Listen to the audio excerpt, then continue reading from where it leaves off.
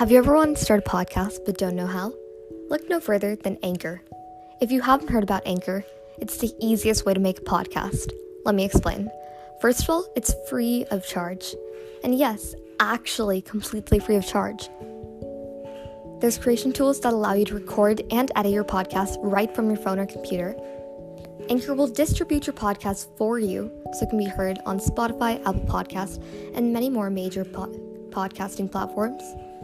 You can make money from your podcast with no minimum listenership necessary, and more. It's everything you need to make a podcast in one place. Download the free Anchor app or go to anchor.fm to get started. Once again, download the free Anchor app or go to anchor.fm to get started. ANCHOR.FM. Thank you for listening. Now enjoy the video.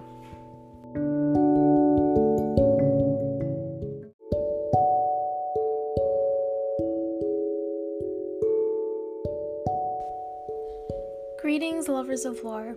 It's your host, Vicious Venus, and welcome back to the newest installment of the Whimsical Whispers podcast. Today, I'm going to be talking about some silly but common tropes in the fantasy genre, specifically in anime. Now, like in every genre, fantasy has its own tropes and cliches. However, the subcategory of fantasy anime is what I believe to have the most tropes and uses the most tropes. Disclaimer, these are all of my opinions, they are not facts. If you like any of these cliches, that's completely okay. I would love to know your opinions and thoughts, so depending on the platform you are using, please leave a comment down below so that way we can engage in a wonderful Lovers of Lore discussion. I will be discussing 3 overused cliches, state why I feel that they should no longer be used, and talk about the alternatives that I prefer and would love to see more of. Without further ado, let's begin. The first trope I want to talk about is the protagonist with the dull reaction. Imagine this. One day, while you were living your life, you were suddenly transported to a foreign, strange, possibly dangerous world that you have no knowledge of. You were taken away from your home, the people you know and love, and now you're trapped in a world full of strange creatures and monsters that you've never seen or heard of. Naturally, your reaction would be to lose your mind. You'd probably freak out, run around a little, or freeze in place. These are all natural human reactions. But for some reason, most anime protagonists are physically unable to do any of these. They always just look around in mild awe like, oh wow, fantasy world, cool. Like, hello? Who turned off your emotions? Could you at least freak out a little? I just hate it when protagonists do this because it makes them feel so inhuman. I understand that the writers might want to get into the story immediately, but it just doesn't make sense. The only time I find it acceptable for the protagonist to have a dull reaction is when everything is explained to them almost immediately. Even then, I feel that the protagonist should still have a shocked or my mind is blown sort of reaction. An alternative that I would like to see more often is when the protagonist just loses it. I would love to see them get flustered and confused, thinking that they're dead or they're hallucinating. This would also help build empathy between the audience and the main character. Seeing the main character freak out like this will make the audience think, oh my god, I would totally do that too. And it builds some sort of connection. If I'm being honest, I would just love to see the main characters speculate their death while I'm sitting comfortably knowing that they're in a fantasy world. In a way, it's dramatic irony that's quite enjoyable. It's quite a problem seeing this happen all the time in fantasy animes, and I just really wish they would stop doing it. I mean, you're in a whole other world. Why do you have such a dull reaction? You should be freaking out right now. You should literally be losing your mind. You should be screaming your head off. Like, how are you just so unfazed. It's not every day you get transported to this world full of magic and mythical creatures. I really wish that this cliche just goes away completely. I really wish that it just disappears forever, because it's kind of annoying. People just make fun of it all the time. It's not enjoyable to me, personally. It just makes the main character feel so inhuman. It makes them feel so dull and have no personality whatsoever. The second cliche I want to discuss is the nonsensical armor cliche. We've all seen it before, whether it's on a background character or on one of the main characters or just a member of the supporting cast. There is always, and I mean always, a female character who wears the most revealing armor before going into battle. Now, I have no problem with characters that like to show a lot of skin, but why does it have to be with armor? Their armor does not cover any of their vitals, making them extremely vulnerable to the enemy's attacks. It's like they're begging to be killed. It's like they're going out there on purpose because they want to be killed.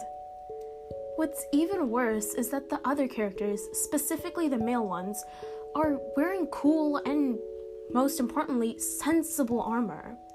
I'm not saying that female characters should wear full suits of clunky metal armor like those in the medieval ages. Female characters should definitely wear cool and stylized armor, but armor doesn't have to be just cool and stylized. It needs to be practical for battle as well.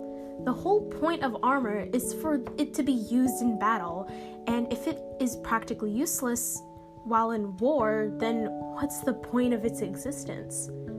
It should be lightweight enough for the character to run around in. It should protect their vital areas, such as their heart or their head.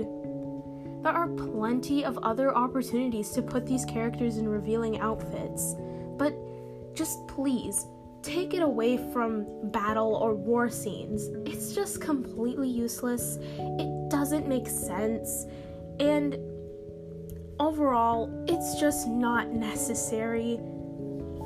And like I said before, stylized armor is completely cool. It makes the character feel unique, and it shows the audience what kind of character this character is. It talks about their personality. You can do that with outfits. However, when it comes to battle, not only does it have to be cool looking, it needs to be practical. So can we please, pretty please, stop making armor that just practically reveals the areas, your fatal areas?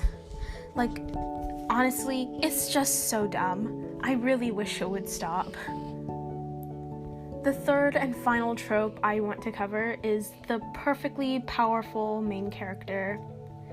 I do know that most genres have a problem with perfectly powerful protagonists, but I feel that it's in fantasy anime that seems to have the most obsessiveness over in creating these types of characters.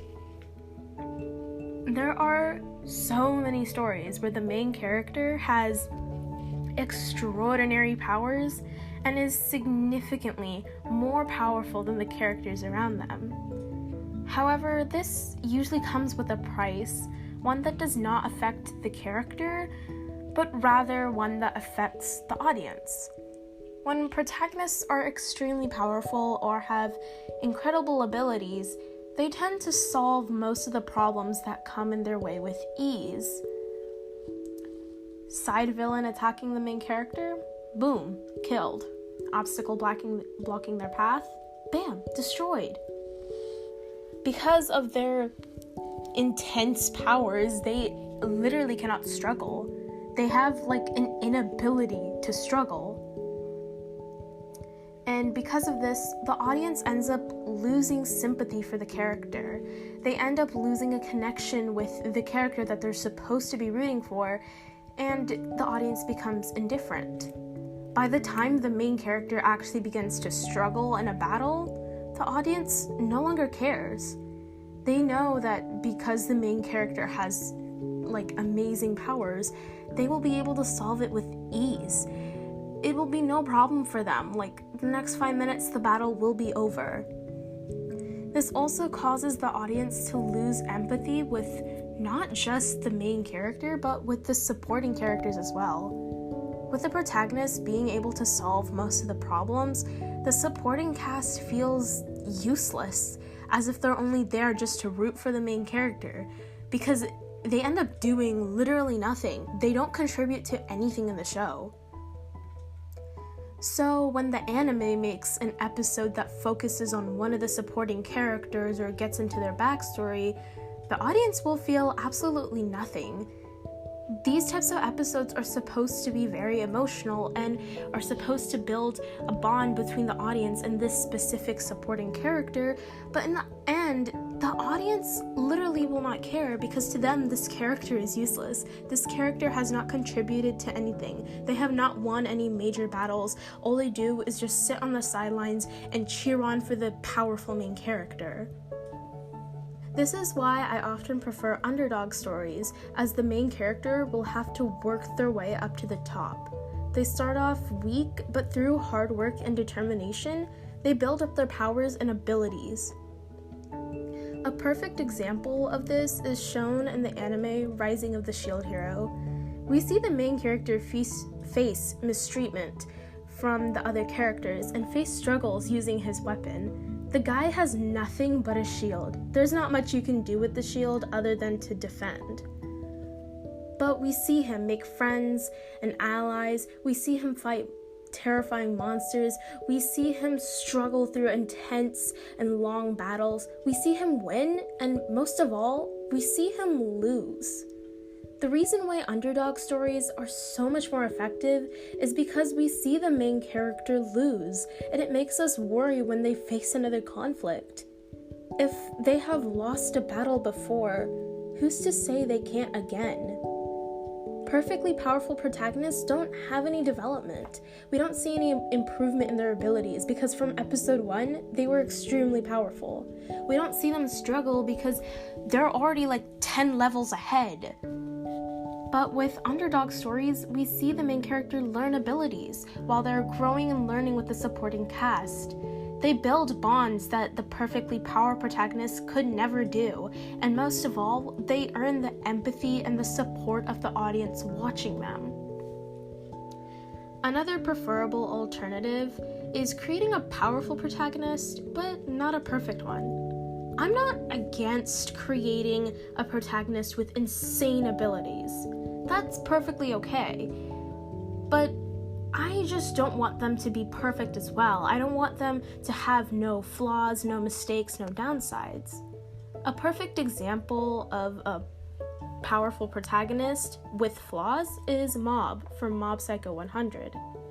Now, Mob is a powerful psychic. You can throw any spirit at him and he can exercise it with ease. He won't even break a sweat. However, he's socially awkward. He's unpopular at school, his mentor is a scammer, and some people think he's kinda wimpy. Mob is a character who has incredible powers. He is so powerful. He has incredible abilities, and he's like 100 levels above everyone else.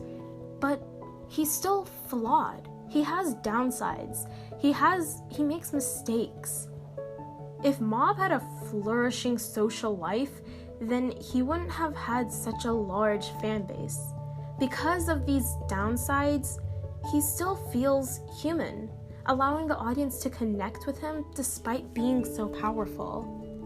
Mob indeed has so many powerful abilities, but because of these little mistakes that he does, he still feels like a human being that you can interact with in real life. This is a huge flaw in the perfectly powerful protagonist, because they don't feel like a human anymore. No human can easily solve all their conflicts in like 3 seconds. Which is why I really feel that fantasy animes should stop creating these types of protagonists. How am I supposed to feel a connection with somebody who seemingly never struggles in their day-to-day life? I can't feel a connection with them. because they just don't feel like somebody I can meet in real life. They don't feel like a human to me. And I really do hope that one day these types of characters will begin to lose popularity and we'll start seeing them less and less in fantasy animes. Thank you for listening to this week's installment of the Whimsical Whispers podcast. That is all I really have to say today. I hope you enjoyed this week's episode. And again, please comment down below because I would love to engage in an amazing conversation with you guys. And I hope that you enjoyed this episode, and I will see you again next week. Goodbye.